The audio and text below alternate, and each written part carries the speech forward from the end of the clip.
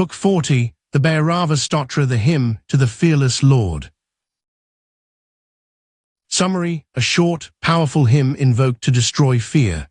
It addresses the Absolute as Bhairava, the terrible one who swallows time and death. It teaches that the only way to conquer the fear of death is to identify with the power that eats death. Author: Abhinavagupta, c. 975–1025 CE.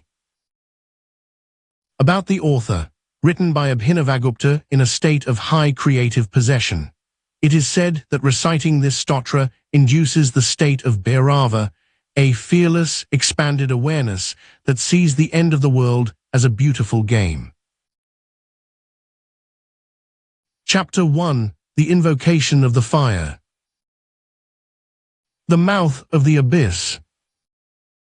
Abhinavagupta speaks, "I bow to the great terror, the Black One, the consumer of time. I do not bow to a statue or a name. I bow to the roar that wakes me in the middle of the night. I bow to the heat in my own blood. Bhairava, you are the one who eats the sun and drinks the moon. You are the darkness that existed before the first light was struck. I adore the fire that burns in your eyes, the fire that sees through every lie I have ever told myself. Let the world tremble, let the weak flee. I am the lover of the abyss. I am the one who jumps into the mouth of God, knowing that there is no me left to be swallowed." Chapter 2: The Shattering of the Jar. The End of Duality. I am finished with good and bad. I am finished with the pure and the impure. Bhairava does not distinguish between the gold of the altar and the mud of the gutter. To him, everything is fuel. The jar of my ego is shattered against the rocks of truth. The water of my soul is spilled on the dry ground. There is no longer a me to protect, no longer a boundary to defend. When there is no one left to fear, fear itself becomes a god. Terror becomes bliss. The scream becomes a song of absolute freedom. Chapter 3: The Dance of Destruction. The Tandavu. Dance, O Lord, stamp your feet and crush the galaxies into dust. Swing your arms and sweep away the ghosts of history and the debts of 1,000 lifetimes. I am the dirt under your feet, I am the rhythm of your dance. The destruction is beautiful, for it makes room for the new. Every end is a doorway, every death is a homecoming. Burn the me. Let nothing remain but the light that allowed the fire to burn in the first place. Chapter 4: The Intoxication of the Void. Drunk on the dark.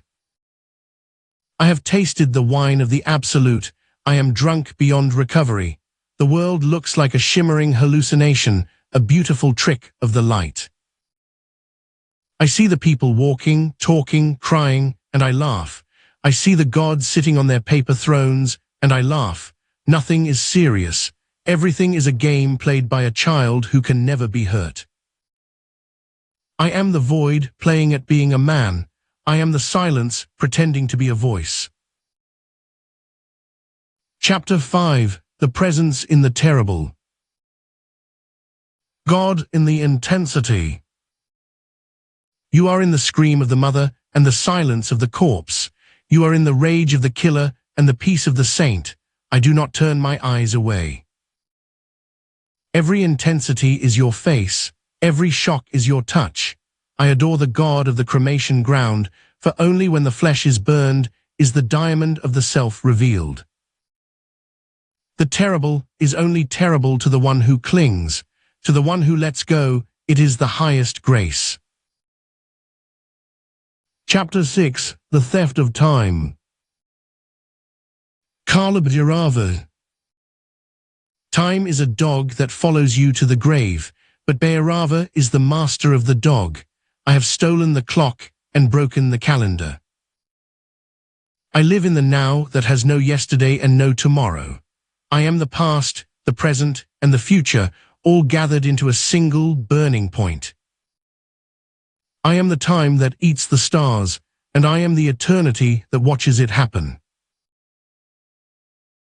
Chapter 7. The Hounds of the Senses.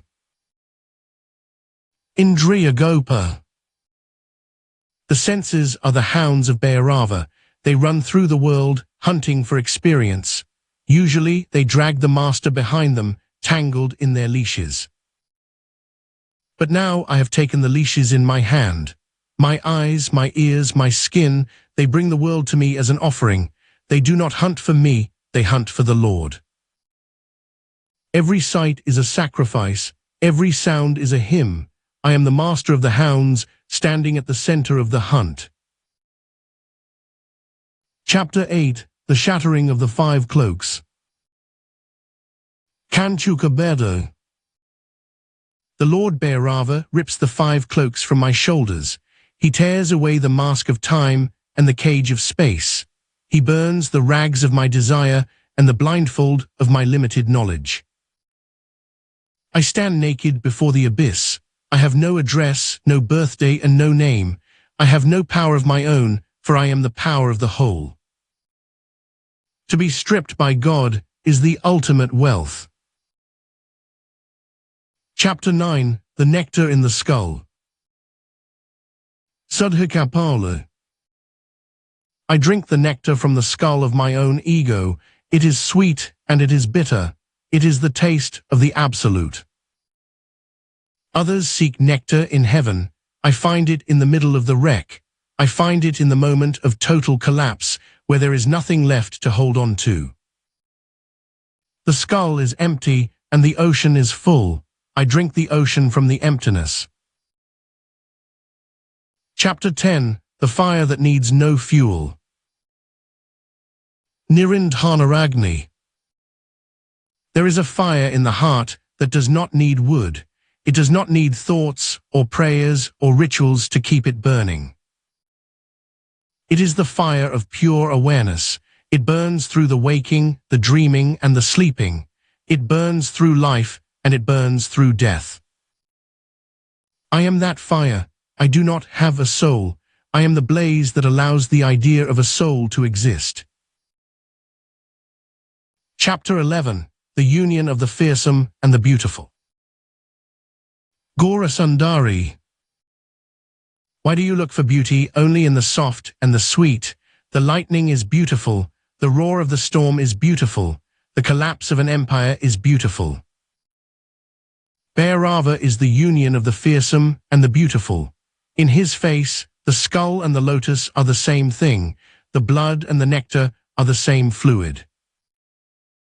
When the mind stops judging, the world reveals its aesthetic glory. Everything is a masterpiece of light, dancing in the dark.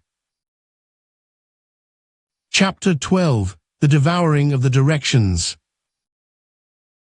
Digambaratva. The Lord is sky-clad. He wears the directions as his skin. He swallows the east, the west, the north, and the south. I am no longer in a place. I am the place. My awareness has swallowed the room, the city, the mountains, and the sky. There is nowhere to go, for I have eaten the road. There is nowhere to hide, for I am the darkness and the light. I am the all-devouring presence.